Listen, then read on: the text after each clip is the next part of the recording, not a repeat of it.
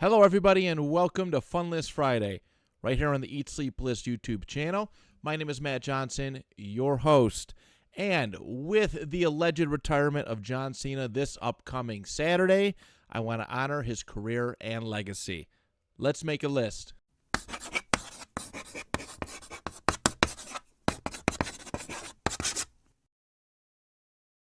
It's been a little while since I've done a pro wrestling themed list for each and every single one of you, but I thought there was not a more appropriate time to do so than with the upcoming, again, alleged retirement of John Cena this upcoming Saturday. I say alleged a lot because I've been around pro wrestling. I've watched a lot of pro wrestling in my life, and more often than not, a person who retires always comes back. They always seem to come back. John Cena's does seem a little different.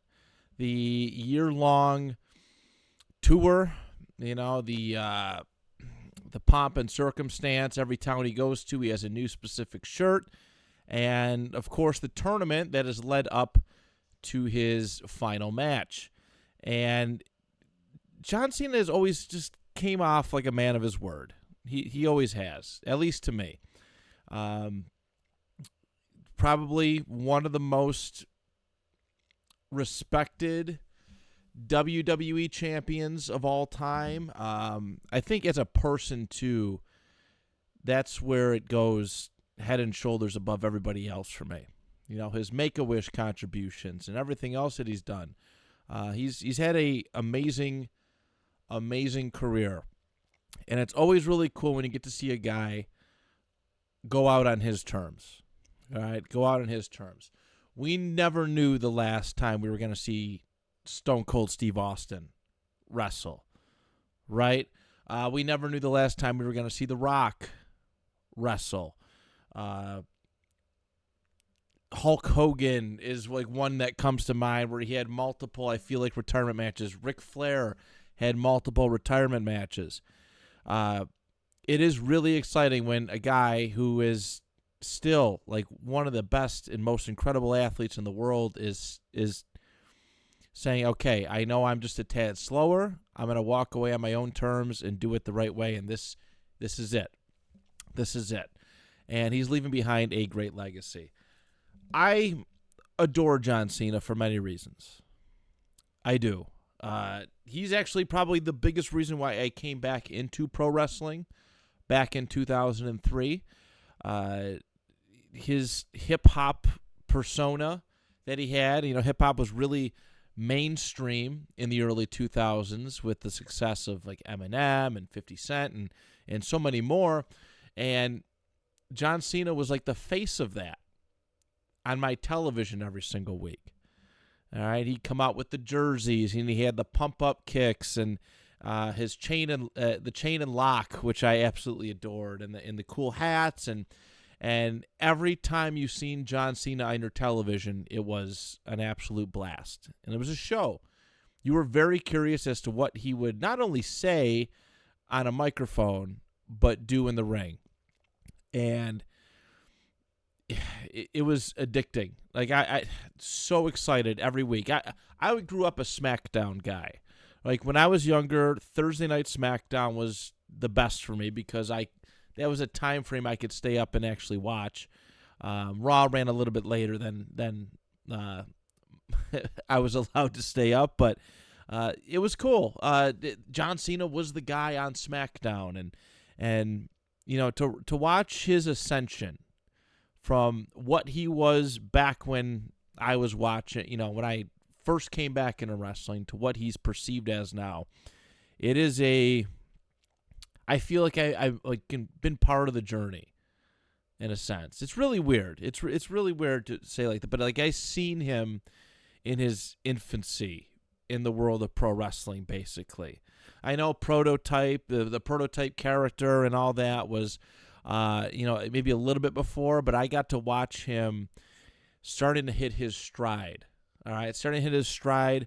When I came in, he was in a feud with The Undertaker. He did the parking lot brawl with Eddie Guerrero. Then there was Kurt Angle, and then it was just nonstop, just great match after great match after great match. And I'm really like I'm excited for him. He deserves all the accolades, all the love that he's gotten, the crowd reactions that he has received over the last year and, of course, over his career. And really, really just excited to talk about some of my favorite moments of John Cena today.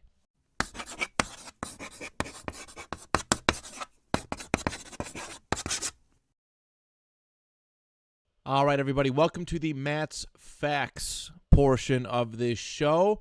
And we have a lot to talk about today because John Cena is one of the most accomplished professional wrestlers of all time.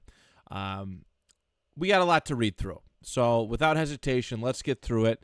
Let's start off with some of his individual accomplishments, his championships in the world of professional wrestling. We'll stay within the WWE parameters. He is a 14-time WWE champion. He is a 3-time World Heavyweight champion, a 1-time WWE Intercontinental champion. He has won the United States Championship 5 times.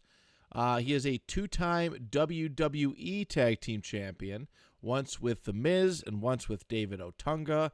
And he is a 2-time World Tag Team Champion, once with Batista and the other time with Shawn Michaels. Very weird, strange tag team title reigns, but cool to say, it was neat to see him with one of these championships to try and elevate it just a smidge.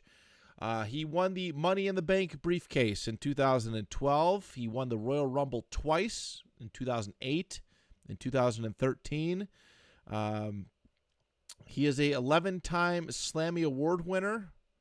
I know the Slammies are kind of like not real, but for the sake of pro wrestling, I guess whatever. You know what I'm saying. Game Changer of the Year, 2011 with The Rock. Hero in All of Us in 2015. Holy Shit Move of the Year in 2010 when he sent Batista through the stage with an attitude adjustment. Insult of the Year in 2012. Kiss of the Year in 2012. Match of the Year in 2013 and 14. Superstar of the Year in 2009, 10, and 12. And Oh My God Moment of the Year in 2025. He is the 35th Triple Crown champion and 18th Grand Slam champion. Let's see. Let's go to his PWI awards. I really do like PWI. Pro Wrestling Illustrated is probably one of the best pro wrestling magazines out there. It just feels very pure. At least I feel that. There's no bias. It's just here's wrestling at its purest form, and we're talking about it. So Pro Wrestling Illustrated in 2006, he had the Feud of the Year with Edge. In 2011, Feud of the Year with CM Punk. 2007, Match of the Year with Shawn Michaels on Raw. Match of the Year 2011 versus CM Punk in Money in the Bank. Match of the Year 2013, Daniel Bryan at SummerSlam. Match of the Year 2014 with Bray Wyatt in a last man standing match at Payback. He had the Match of the Year in 2016 with against AJ Styles at SummerSlam. The 2003 Most Improved Wrestler of the Year. He was the most popular wrestler of the decade from 2000 to 2009. I don't think there's any argument with that. And Most Popular Wrestler of the Year in 2004, 5, 7, and 12. And Wrestler of the Year in 2006, 2007. And ranked the number 1 of the top 500 singles wrestlers in the PWI 500 in 2006, 2007, and 2013. That is a incredible lineup of stuff. Let's run through some other stuff. This is cagematch.net. It's an incredible resource for pro wrestling fans, statistics, all that stuff. And what I have in front of me is a statistics overview. It's matches, it's wins, it's losses, it's draws, it's so much more. And it's really well organized. I don't know how complete this is, but I'm going to run through what they got. Cagematch.net does actually a really good job In fact, I think my profile from my pro wrestling days is still up on here, and it's relatively accurate. So, all right, here we go. So the total number of matches, allegedly, but 2,319. He's had 1,818 wins, which is 78.4% of those matches. 443 losses, which is 19.1%, and 58 draws, which is 2.5% of that percentage. He wrestled the most matches in 2011, which was 202. He had 165 wins that year to 25 losses and 12 draws. In fact, I think that was his winningest year. It was. 2012 was his second best year with 183 matches, 163 wins, and 14 losses. 2010 was his third most matches, 178 with 131 wins and 29 losses. 2006, 173 matches with 142 wins and 27 losses. And fifth best year was 2009, 172 matches with 149 wins and 18 losses. So that is his stuff. I mean, in a nutshell, it's pretty cool to look through all of this stuff. This page, cagematch.net, it has all sorts of his awards, his titles, different matches, feuds, all that jazz. It's a really great resource for stuff, and I can honestly go for probably an hour or hours reading off John Cena statistics. But I just wanted to give you that, a little bit of taste of it, and we are moving on.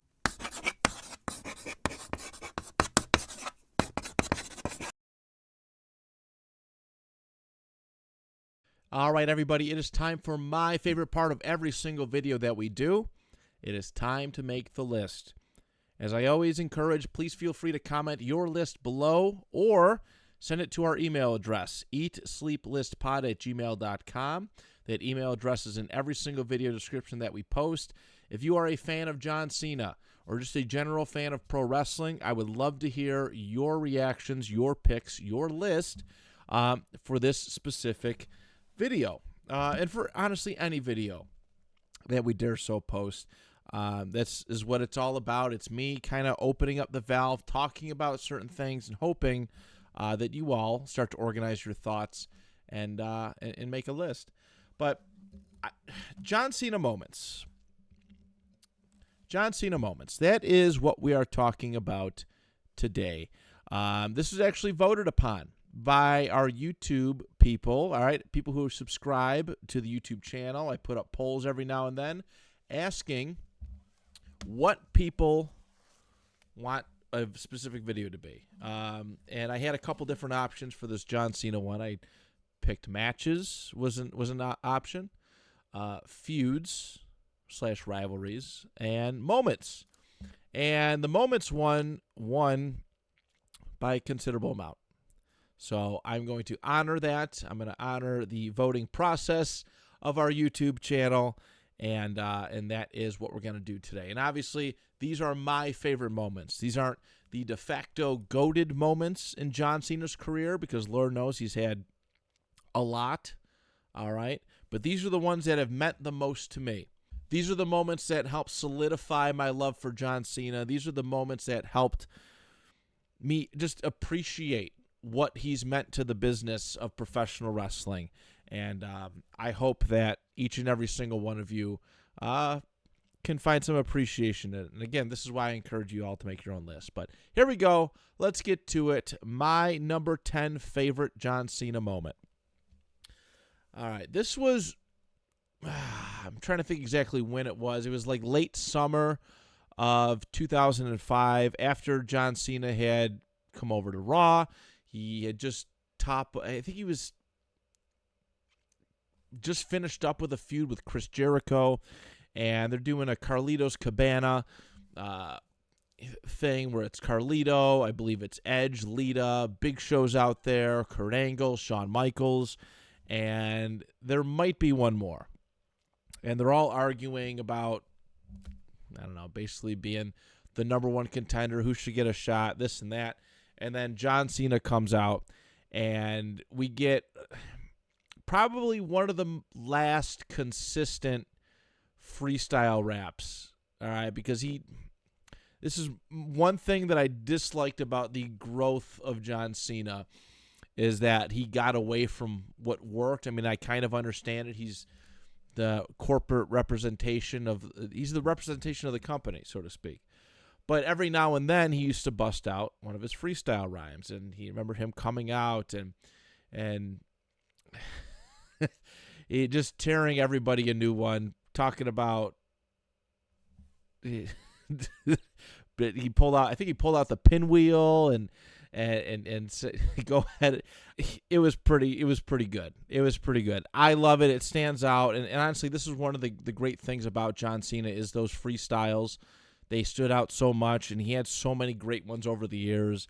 Him going back and forth with Kurt Angle and Big Show, and obviously he just kind of tears him up in this specific one. So if you haven't ever seen it before, go check it out. It is John Cena at his finest, and that is my number 10. My number 9. This one was actually not shown directly on a pay-per-view, PLE, anything like that, but they did it and showed it on their YouTube page, but it was really, really cool. It was Extreme Rules 2011, and just found out on the mainstream news, everybody was celebrating that Osama bin Laden had been caught and taken care of. And John Cena came out, and after his match, he finished up. I think he wrestled The Miz, and he got on the announce table and announced to the crowd about how they caught and compromised Osama bin Laden. They got him, and it was a really, really cool announcement. It couldn't have come from anybody else better, in my personal opinion, because Cena was just that guy. And yeah, him announcing that to the world, it made it for a cool YouTube clip. The crowd reaction from it is unbelievable and amazing, and is well worth a watch. It gives me the chills every single time, especially somebody who grew up. I remember 9/11 very clearly, and when to see him make that announcement and hear the roar of the crowd react the way that they did, it was beautiful. It was beautiful, and yes, definitely a legendary moment for John Cena. All right, we're going to my number 8 now, and we're going to 2012. This was a year that was early on. It was dominated with the John Cena Rock feud, which was bigger than, anything that I had personally seen. I came into wrestling after... I came back to wrestling after the Rock and Hulk Hogan feud. So seeing John Cena and the Rock go at it was chef's kiss. It was beautiful. It was the most intriguing thing that I think Cena had done in quite some time. We knew that they didn't get along, that Cena had called out the Rock for leaving completely, and then the Rock and him gave a few verbal jabs back and forth, and then it culminated to this, which would lead into WrestleMania. This was going into the once-in-a-lifetime promotional tag for the WrestleMania, and of course they would do it again the following year, but they did this great exchange. Well, they weren't in the ring at the same time, but The Rock used to do his awesome rock concerts. He'd bring out a guitar and start playing, and he punked out John Cena. He basically called out John Cena, laid it down, and then John Cena came out a little bit later on, or before it. I can't remember the exact order, but he did his Doctor of Thugonomics routine. He brought it back, and he did a freestyle rap. It was great to see John Cena with an edge again, and like Cena always had that Superman feel, but man, to see him get angry and visibly pissed off and go back to what worked for him, what got him to the top, It was one of the coolest things. I think the week prior or something like that, he made fun of The Rock for writing his promos on his wrist, and he brought it up in this freestyle rap. So great one here. The Rock and John Cena feud is great in my opinion. Love that they gave it back and forth to each other. The Rock won one time, Cena won the following year, and so on and so forth. So that's my number 8. Number 7. When John Cena debuted the WWE Spinner Championship. And while I didn't necessarily love the Spinner WWE title, this was a very cool moment. It was a iconic moment, because it meant the championship was changing permanently. All right, the undisputed title, which I love the design of, very much so, was now changing into something that is more curated to John Cena's personality with the spinning WWE logo. And him and JBL had a lot of great segments together. We're going to talk a little bit about that in just a moment. But the whole mystery around it, John Cena it sets up. He's buying. He bought a box that JBL thinks has the new championship in it, and when he opens it up on stage, it turned out to be guts. And John Cena actually lowers the new championship belt from the rafters. And it's really cool. Cena runs up, dumps the guts on JBL, and then holds this thing. At first glance, I think this is part of the luster of it, is that like when it first came out, you're like, wow, that's pretty sweet. We got such a limited run with that United States Championship spinner belt, which I love and adore so much, that it's become like iconic. But the spinner belt just went on for way too long. I think it should have been, in my opinion, it should have been the equivalent of like the Smoking Skull Championship for Stone Cold Steve Austin, or the Brahma Bull Championship for the Rock. Just one of these like kind of limited time things, and then find something a little bit permanently. And eventually they did. It took a long time, but it did change. But the initial debut of that thing was really cool, and it's. Yeah, we'll talk more about it. I'll basically add to it in just a moment. But that's my number 7. Number 6, this one's a pretty famous one. It is the infamous or famous Royal Rumble return in 2008. Cena had tore something, and I think it was only a couple months into his rehab that he came back. Like, it was supposed to be an extended leave, and it's such a great moment, and it's in Madison Square Garden, which in my opinion has one of the best camera shots when they do shows from that. I love the way that the arena looks, and the closeness of the entrance stage to the ring. They do such a fun design with it, and it's great because you can tell that everybody looks just legitimately surprised. And I know they're pro wrestlers. They're maybe some of them are supposed to act with it, but to my understanding, when it comes to a lot of these bigger multi-person matches, like a Royal Rumble or some Battle Royals, there's legitimate surprises in them. And they do a lot of hiding backstage. There was a good chance, so it didn't leak out that Cena was returning, that he was hiding on a bus at some point. So people probably didn't know. But I love the close-up shot of like Triple H, who looks absolutely just shocked that Cena comes back in the way he does. And it's an exciting one. And obviously Cena ends up winning the match, so which would be his first Royal Rumble win, which is really cool. So that's my number 6, his Royal Rumble return and win from 2008. Let's go to my number 5. We're on to the top 5 now. And my number 5 happened this year. It was his moment turning heel. All right, Elimination Chamber, just wins it. He puts CM Punk out with the STF, and we get the ceremonial thing. The Rock comes out, talks to Cody Rhodes about his soul, and Cody Rhodes denies it, and Cena gives him the big hug, all proud of him, and then The Rock does the thing. All right, and it was nuts.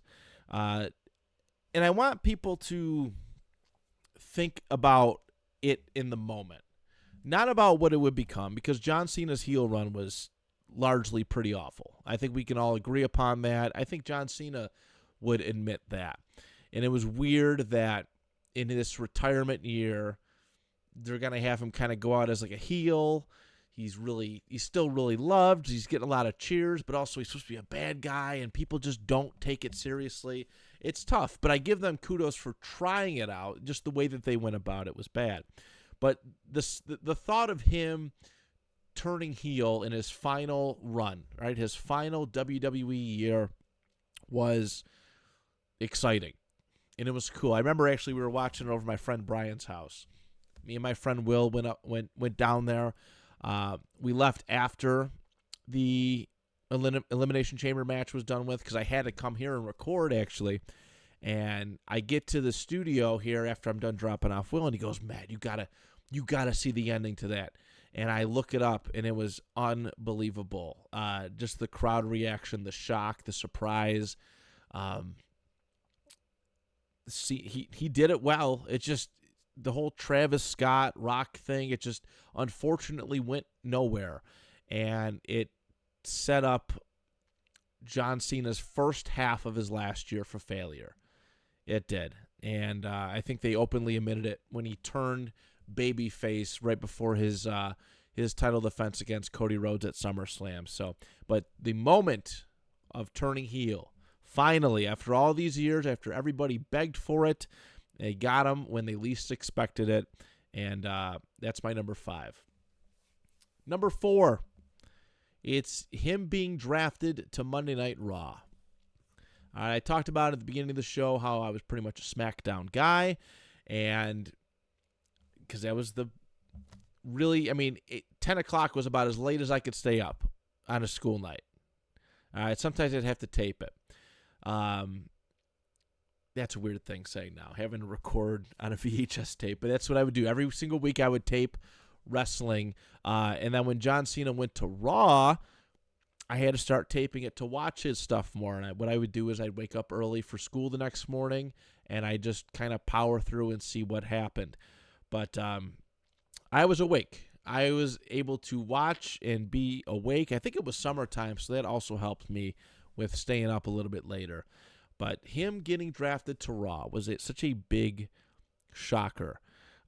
Because, again, he'd always been a SmackDown guy to me. When I came in 2003, the brand split mattered. You have your SmackDown roster and Raw roster. And it was great because it felt like two completely different television shows. And I prefer that system. They kind of get a little loose with it every now and then, which I dislike. I wish it would just stay separated and try and be their own thing. But they always try to load up one show over the other, and it gets goofy and weird. But Chris Jericho's doing his talk show segment. I forget what it's called, and he's like, "All right, we're going to introduce the number 1 draft pick, and where are you? Where are you?"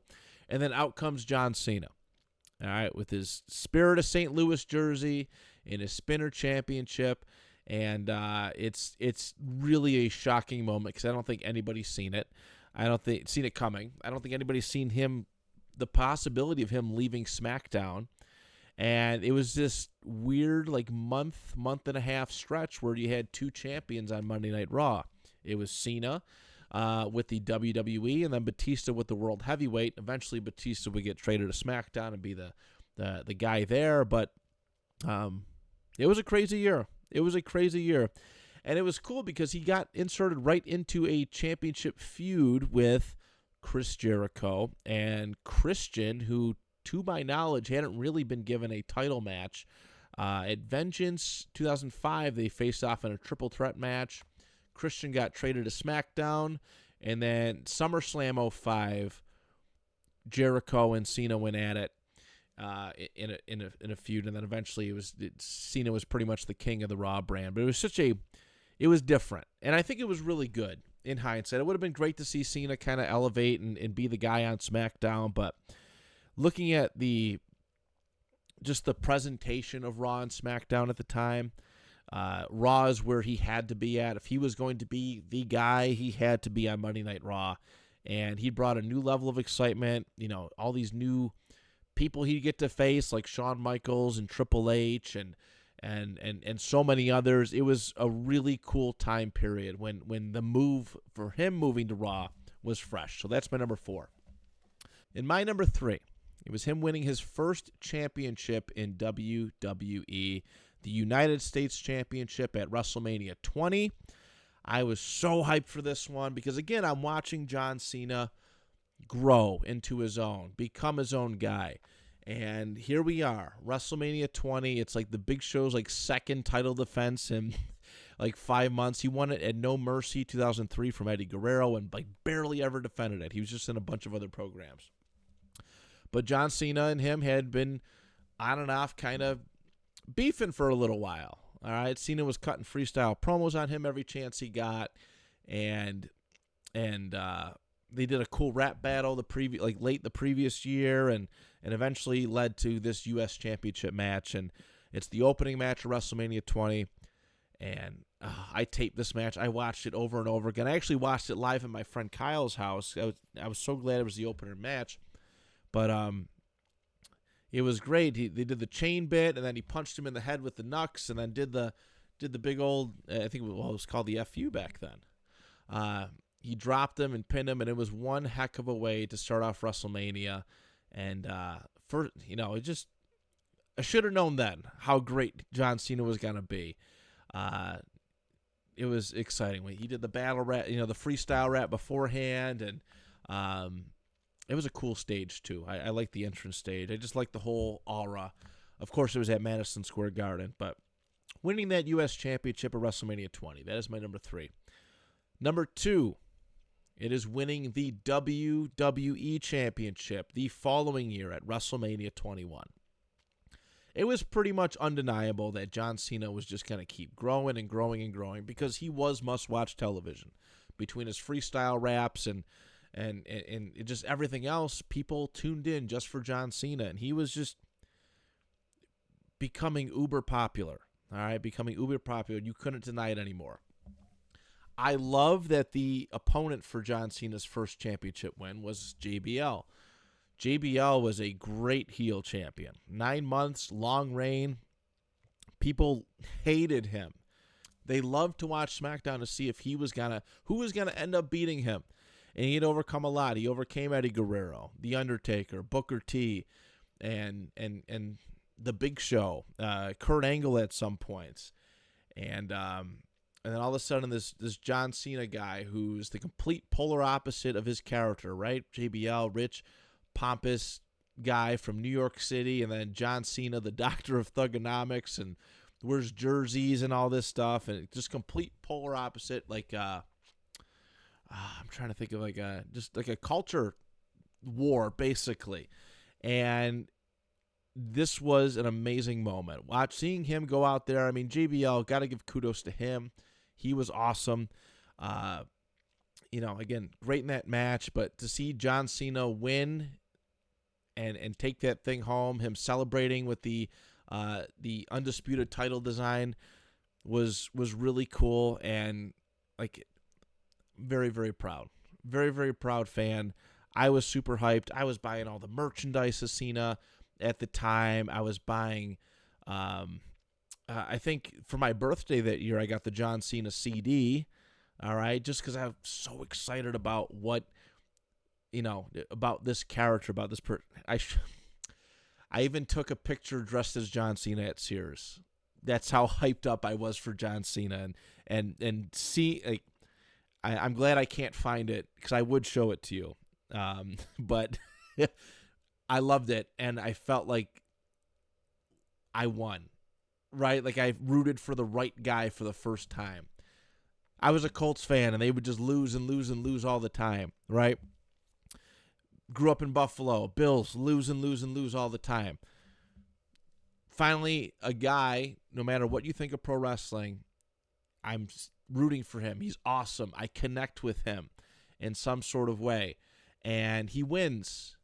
And it is it was so satisfying to watch that happen. So, my number 2 is John Cena's championship win at WrestleMania 21, and my number 1. All right, I'm sure you're guessing what could be better than that.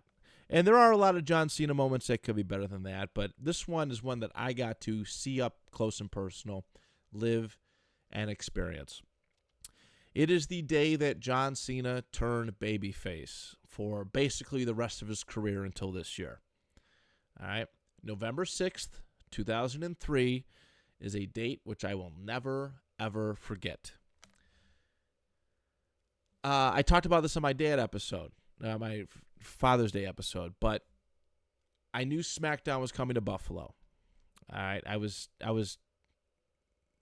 wanted to go so bad because I knew that a lot of people who I knew that loved pro wrestling were going to be there. And I come home from school. I'm just kind of sitting there on the couch. And then my dad surprises me with 3 tickets to go see SmackDown at then HSBC Arena. And I called my friend Brandon, and we were like, hey, you want to go to SmackDown? And we just go, and it's great. And one of the matches there is John Cena versus Rey Mysterio. All right, so I'm super excited. I'm super hyped. I bought a John Cena Word Life T-shirt and was wearing it there. Super thrilled about it. And then in that segment, they're trying to recruit him for Survivor Series 2003. Team Lesnar is putting together a team. They want John Cena on his team, and he declines. And he gets attacked by A-Train, who A-Train gets picked as the 5th member of Team Lesnar. And then the main event is a 2-on-4 handicap match with Kurt Angle and Chris Benoit against Brock Lesnar, A-Train, Matt Morgan, and Nathan Jones. All right, that is the 4-man match, and the 2-on-4. That's the 4-man team. And at the end, they're just getting Kurt Angle and Benoit are just getting wrecked. And at the end of it, John Cena actually runs out with a chair and starts whacking dudes with it, and the whole crowd goes nuts. They're cheering, screaming. And the following week, John Cena gets added to the Survivor Series 2003 team. And I love that pay-per-view, by the way, for that reason. It's his first pay-per-view as a face. The Doctor of Thugonomics as a face. Babyface, good guy. That's what we basically call it. But I was there for that moment where he to superstardom, right? He turned right in front of my eyes. It was so amazing. I left so excited that from that show, just knowing that, wow, he finally turned a good guy. And it was one of those things you just kind of knew it was going to happen eventually. I just didn't expect to see it in Buffalo when I showed up. And that's why that show will forever be iconic to me. But there it is, everybody. That is the John Cena memories list. Just wanted to pay a little tribute to the man, the GOAT, the Doctor of... just wanted to pay a little tribute to the GOAT, all right, the champ, the Doctor of Thugonomics, all of the nicknames, and thank John Cena, even though he'll probably never see this video, for his years of entertainment. And I look forward to many more on the side of him acting. You know, his role as the Peacemaker is great. He's one of my favorite actors out there currently. I get really excited when I see a new John Cena movie coming out, and I'm glad that I get to follow him in that medium. So thank you so much, and have a great weekend, y'all. We'll see you on Monday. Till next time, do you even list?